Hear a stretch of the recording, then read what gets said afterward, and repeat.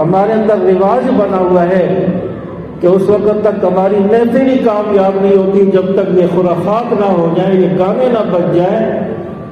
تو ان چیزوں کو اپنے اندر سے ختم کریں۔ اچھے خاصے نیک لوگوں کو، نمازی لوگوں کو میں نے دیکھا ہے، میں تو جاتا رہتا ہوں محافل میں،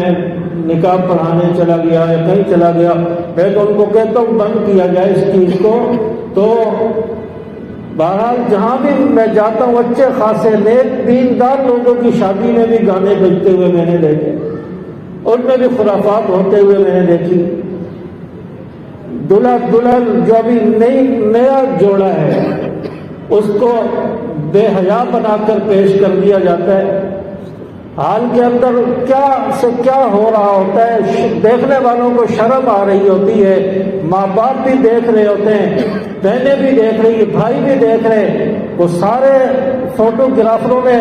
اس دلہن کو گھیرا ہوا ہوتا ہے اور سارے اس کے جو ہے کبھی زوم کر کے، کبھی کیا کر کے، کبھی بٹھا کر، کبھی کیا کر کے اس کی جو پکچر اور تصویریں اور ویڈیوز بن رہی ہوتی ہیں، اتنی بڑی بے حیائی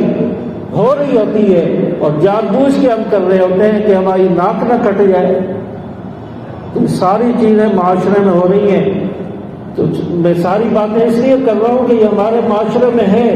ہمیں اس چیز سے بچنا چاہیے۔ تو اس چیز کو اللہ تعالیٰ نے حرام قرار دیا ہے، تو یہی چیز اللہ تعالیٰ نے یہاں پر بیان فرمائی ہے، وَمِنَ النَّاسِ مَن يَشْتَرِي لَهْوَ الْحَدِيثِ، جو بیہودہ کھیلوں کی، بیہودہ باتوں کی جو ہے خریداری کرتے ہیں تاکہ اللہ کے راستے سے، عبادت سے لوگوں کو گمراہ کر دیں۔